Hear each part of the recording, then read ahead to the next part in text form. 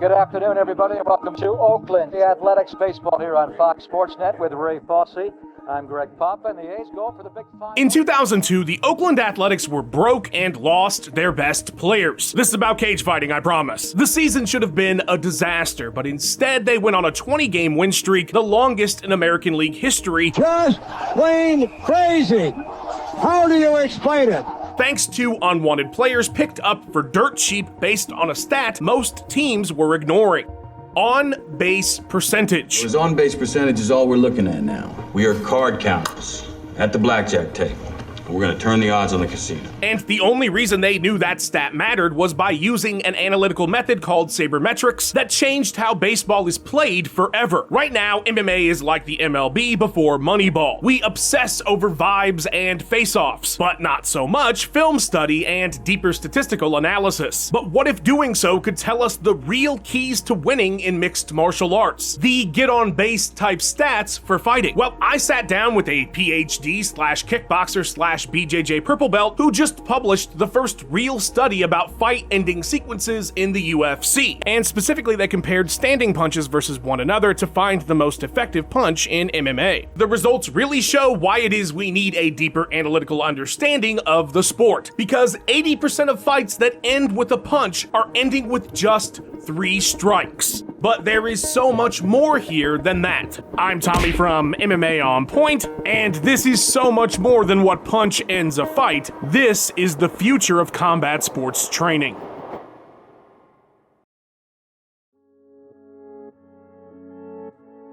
I almost feel at this point that crowds are more educated in grappling than they are striking.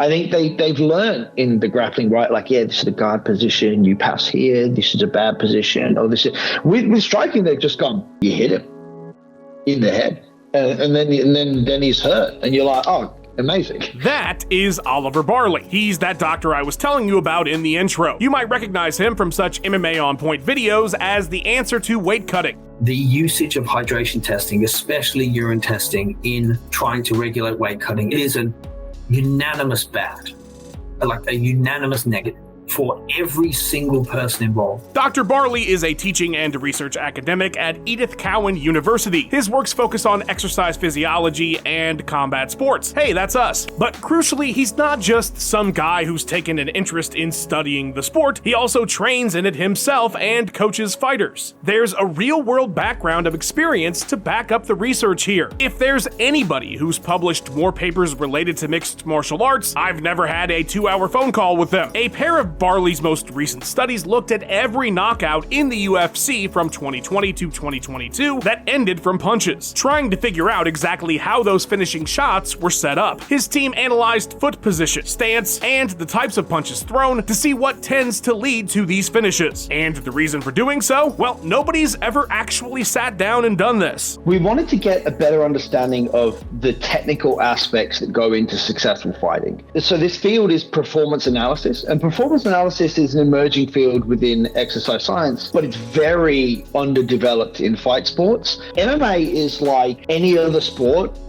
but 30 years ago. We are so far behind. In fighting, we don't have this kind of precision to how we analyze data. These studies are one of the first ones, to my awareness, the first, to just look at UFC footage, the kind of footage that would be available for anyone. All right, so what is it that the study actually said? There's obviously value in these different types of punches, and what we wanted to understand was which kind of punches are leading to the ends of fights, and that we called the critical strike. Well, let's go ahead and start up front with it. 80% of nearly all fight-ending critical strikes come from just 3 punches: the rear hook, the front hook, and the rear straight. Boom, we've done it. Thank you very much. Catch you on the next one, guys.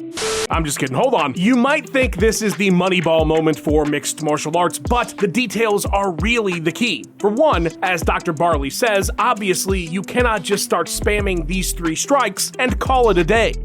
You can't go, okay, rear straight. You walk in the fight and just go, hell yeah, baby, you're getting knocked out.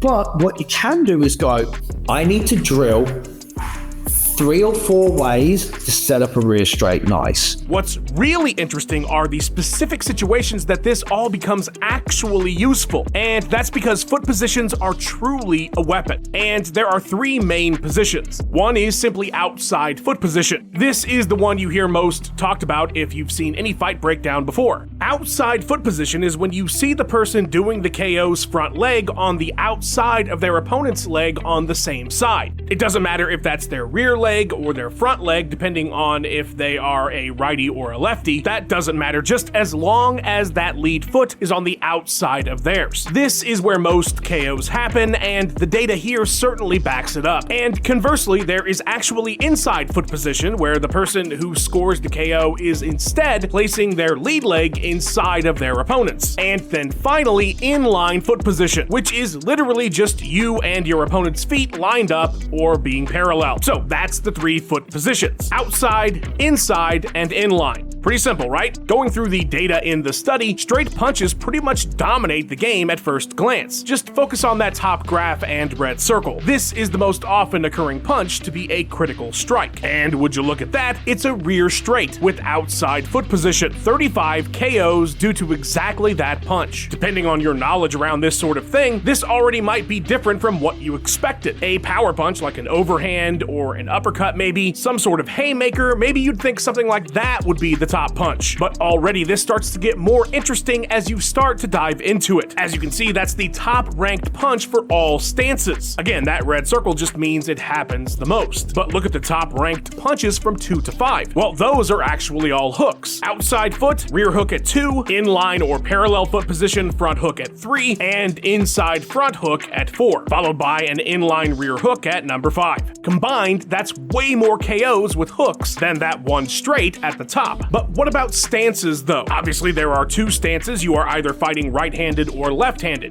orthodox or southpaw. You can obviously switch stances, but let's focus on the 2 on their own for now. So the study also combines these right or left-hand dominant stances with their foot positions of those 264 knockouts in this study, and here's where things get even more insightful. And if we move to the next graph for same stance fighters where both you and your opponent have the same stance, like orthodox versus orthodox or southpaw versus southpaw, the straight from the power hand on outside foot position still reigns supreme. But now the inside front stance hits that second rank. That's pretty significant if you are used to only thinking about outside foot dominance. In the same stance position, outside foot position is useful, but it's not necessarily as crucial as we might expect. Inline or outside both seem to be pretty good options. And then diving in further, when you see the mirrored stances data, of course meaning you both are not the same stance, it would have to be orthodox versus southpaw or vice versa, the punch selection changes dramatically. And this is where outside foot position really reigns supreme with opposite stance. All the top 3 for opposite stance are outside foot position. As you can look at the cluster, you see that's number 1. The outside rear hook is considerably higher than the others. That surprised me because I was certain it was going to be outside rear straight. McGregor knocking people out with that like southpaw stance, straight comes down the line. Like that in my mind is the image of what that would have been. And look, outside rear straight was the second largest cluster, or tied second largest cluster. So it's still obviously useful, but that outside rear hook was massive. And it's now the front foot hook that reaches parity with the rear straight. The top punch for same stance. But this actually makes sense. And if you think about when you look at the opposite stance, when someone stands southpaw, the same channel of the jab is choked. That's why hand checking is such a thing when southpaw. So outside rear hook comes around. Outside rear straight comes up. Front hook goes around. And at this point, I think there's plenty that's already very interesting for as much as outside foot dominance is stressed, particularly with the most usual striking arrangement, same stance, which is the most usual strike arrangement. Inside or inline KOs actually outweigh the outside foot finishes considerably. But beyond that, wow, are the big haymaker punches pretty much entirely absent here. There simply aren't enough to even group up into a cluster here. The least you could put into a cluster is 3. And so here's the real real moneyball part of it. The thing about moneyball is like on-base percentage was something they looked at, but there's also like they looked at on-base percentage versus different types of pitches. Whereas on-base percentage versus different types of pitches, that is now what we can kind of get into. Just like the simplicity of getting on base, you now know the most effective punches essentially in every stance and foot position. And something hugely important here is this isn't just about being offensive. You absolutely gotta start thinking of it like a game of probability. Well, if you look at your opponent and go, my opponent has the same stance as me, you now have a list of punches that you need to be aware of in different positions because they are the higher risk ones. And you also have a list of punches that when you know you're in a crucial moment, they should be the ones you're selecting first. If you feel that moment where, say, you punch, you step in and you feel you're close to your opponent, and in that quick decision making you're trying to make, if you know you're in the same stance and your instinct becomes outside rear straight or rip some kind of front hook, you now only have to break it down to two decisions. But looking at the cluster, those two decisions are much more likely to do damage. And we can now whittle down the decision-making of fighting. Holy shit, that pretty much says it all. This is what makes it a game changer. It's like being a good poker player. Good poker players do not pick the cards. They do not get to pick the cards. They only get to realize the probability. And the best poker players are obviously really good at bluffing and all those other things, but they're also really good at looking at their hand, looking at what's on the table, and working out the probability of what they should do next. The data doesn't give you a single answer, but what it does do is it gives you a few scenarios where you are most likely to win and you are most likely to lose. It's not just offense, but also defensive strategy anyone can begin to employ. But of course, everything we've looked at so far is assuming both fighters are the same height. This adds another layer that Dr. Barley and his team uncovered in their second paper on this topic, and that is both the height and reach advantages or disadvantages a fighter may have in any given fight. It also feeds into the height and reach study, because the height and reach study was really a continuation from this study. And this is where the study gets really weird. What we seem to notice is that at these range statistics, so height and reach, once someone was at a disadvantage, punch selection seemed to matter much less. When you have a range disadvantage on your opponent, it is less about the punch selection and about getting to the right position to punch. So while the shorter fighter is able to fire off overhands and uppercuts with a lot more efficacy, the taller and further reaching fighter naturally is gonna play the long game.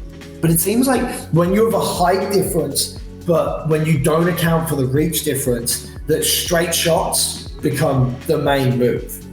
Whereas when you don't account for height and you just look at reach, straights and hooks seem to become more useful there. I should point out that these situations apply when the height or range differences are quite pronounced. If you're looking at just an inch or two difference in height, well, that's pretty normal. Same with reach, there's usually a small difference. And the way the graph works in this study is that they did a direct comparison between the types of punches any given fighter can throw. Like for instance, when we look at a straight for a taller fighter versus an uppercut, you are 75.5% more likely to land the straight than the uppercut. So yeah, you are pretty much always going to want to select that straight shot if you're the taller guy. If the range difference is what you are up against, then the hook becomes about as effective as the straight. And again, this is just about helping you decide what might be the best shot in these situations where height or reach are more pronounced. Humorously, overhands are obviously not very effective for the longer ranges or especially taller fighters. I mean, it just doesn't make sense. If you throw an overhand when you're taller than your opponent, the overhand is meant to land above your own head, so it doesn't make sense. Yeah, you would have to basically go like this and then punch down on their head. Like, you know, Drederick Tatum against Homer Simpson in that episode of The Simpsons where he just punches him with the top of the head. And so you can combine these different forms of strata together. Your stance, your foot positions, your height, your reach, these all begin to form a bit of a map for what you can use. Not just offensively, but also defensively. And these are the potentially game-changing elements of all of this. Just like the moneyball example or the poker example Oliver brought up earlier, in these positions you have an instant probability of both offensive and, just as crucially, defensive maneuvers you can instantly start utilizing. And of course, this doesn't work in every single instance. It's more of a guideline, right? And that, I think, is more what this lets you do, is you go, in this moment, I know my probability is towards these things. So these things are what I'm going to prepare for, and these things are what I'm going to use offensively. And when we look at data like this, we can actually see strong rationale for developing that better. Now, not every team is going to have a Dr. Oliver Barley there to do scientific research for them, but there's another type of data analysis that is hugely underutilized in mixed martial arts. I think that there is a massive dividing line, not merely in fighting, but between athletes who do effective tape study and ones who don't. And I understand in MMA, I heard it from boxers, I've heard it from MMA fighters, they all say the same thing, which is, I don't want to do too much tape study because I don't want to get in my head what my opponent does. And I understand that, and there's ways to combat that. But like, to me, John Jones is a voracious studier of tape. He's a solid, well-rounded fighter. That's why he's undefeated and he's a world champion in Strikeforce. But he does have tendencies. Every fighter has their tendencies, and I've been able to pick out some pretty good tendencies that he has that I will exploit against him. I know that there's one thing that I do that has gotten me in trouble, if you want to call it trouble, that will be figured out by September 27th. So don't think you're going to kick me in the head with your left leg.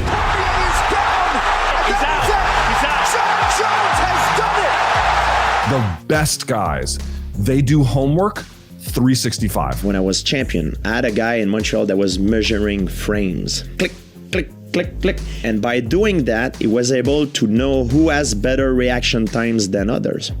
Some people have secret weapons, secret knowledge. Knowledge is a weapon. I can watch all this tape on you. I know what your tendencies are. I know what your mistakes are. I know what you're strong at. The best ones do that, and I don't think there's nearly enough of that, even among very high-level guys in the sport. Yeah, and it's through that kind of film study, which is also what Dr. Barley is doing just on an incredibly high level, that creates these moneyball opportunities. And today we're talking about 3 critical strikes, but when you look at what analysis has done to baseball in every facet of the game, there is a wellspring of knowledge that this relatively young sport has yet to fully tap into. And it's not just about finding that one thing like Jones did with his head kick on DC. It's about fundamentally changing how you react in the cage based on the understanding that can come from this kind of study. Fighting it's a lot of gambling in a way, like striking especially. No one is reading a striking exchange so quick that it's like, the Sherlock Holmes movies with Robert Downey Jr., where it's just like predicting the whole fight. It's not how fights work. Discombobulate. You're going, he's standing here, this shoulder's twitching, this is the punch that's most likely coming down, and you're making reactions based off guesses. And the people who have really good defense are really good at those guesses.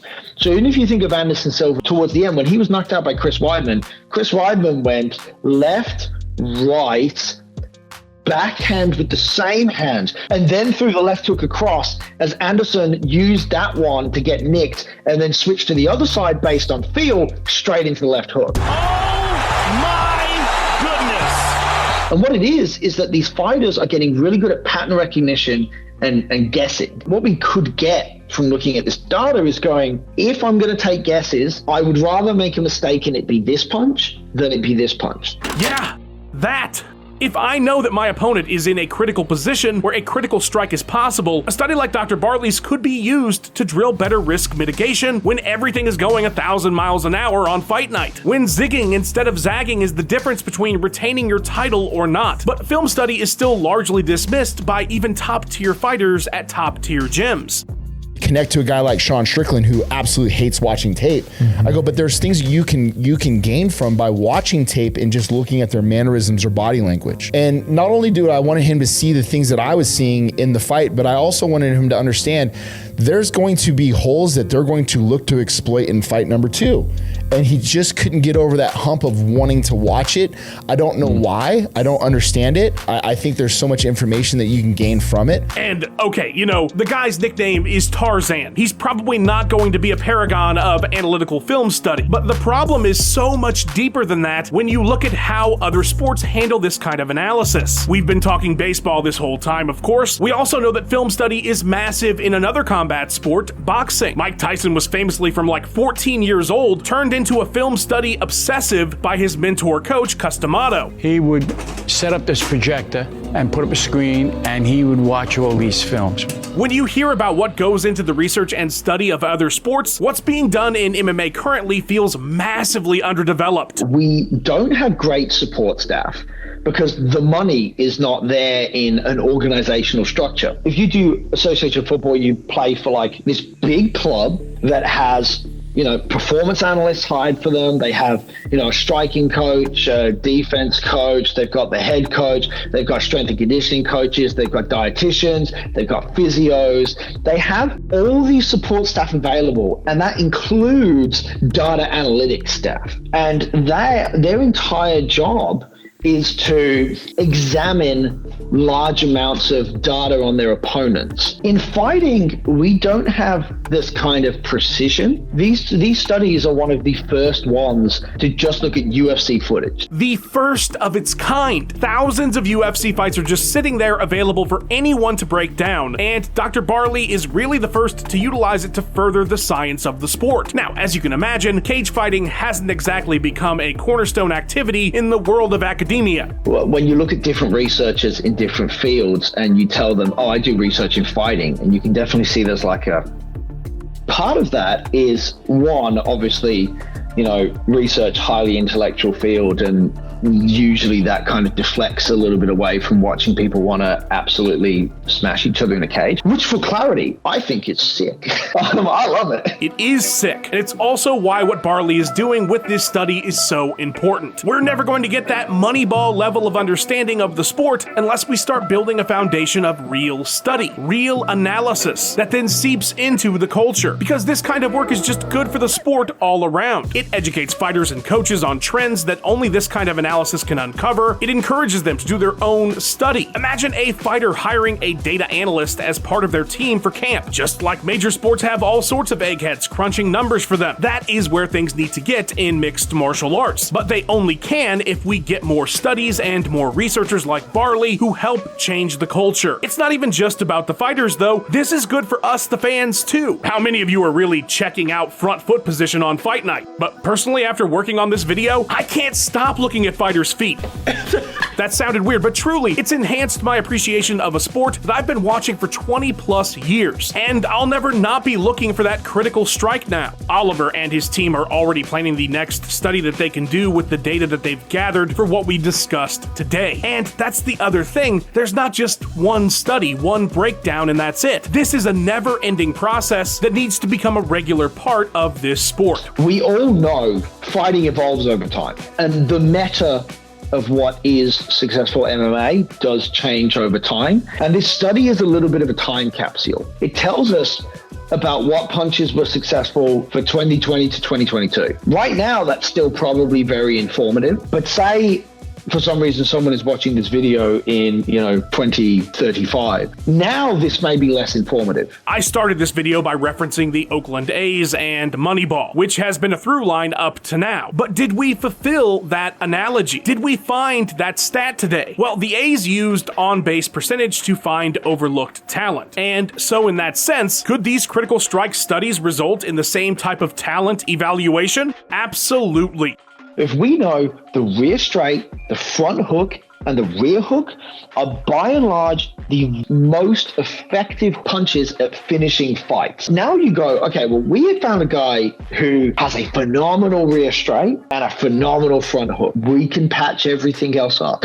And we are only just barely scratching the surface here with awesome studies like the ones that Barley and his team are creating. If MMA could cultivate a culture where film study was the norm for fighters and coaches at every level, I'm talking to you, Tarzan, where real statistical and analytical work was being done by academics and enthusiasts alike. Who knows how many he gets on base type stats could be uncovered, which is why I was psyched to make this video, because you guys know I love me some numbers, even if most of the time I have no clue what I'm doing. And if posting a video like this can get some legit academia a few more eyeballs on it than the journal it was published in, then this was all well worth everyone's time, because all of this can only make mixed martial arts better. A lot of people will look at a sport and go, that's not worth trying to solve. Like, it's too difficult, it's too unpredictable. And then, yeah, I think I'm hoping this study motivates some other researchers in performance analysis and combat sports worldwide to start actually kind of look at things like this, because as difficult as it was, it's also really easy to get access to the data, like UFC Fight Pass. Like, you know, I think whilst we can say fighting is hard to quantify, these studies alone prove that there's something quantifiable in there. And now it just comes to how much can we quantify and how much can we use versus how much is just going to be fighting's weird, bro. A massive thanks to Dr. Oliver Barley for his time. He sat down with me for like 2 whole hours. He's made both of these studies available for anybody to read. Check out the link in the description or the pinned comment. For those wondering about studies on other types of strikes, well, consider this the beginning, as Barley and his team are already working on new research. Definitely give Dr. Barley a follow on his socials at Oliver Barley on Twitter and at oliver.barley.phd on Instagram for more info. Guy is an absolute champ. So is the editor of this video, Max Randall. This thing was a beast and he absolutely nailed it. Please follow him on his socials and go check out his awesome YouTube channel. Another thanks is in order to our channel members. You make doing content that takes longer like this so much damn easier. Fight fans, hit the join button to become a member as well. You'll get exclusive content and it's just one low price. Like and subscribe for more nerding out in the future. Leave a comment about what study you'd like to see done in mixed martial arts. And thank you so much for watching. Catch you later, Bill and Ted.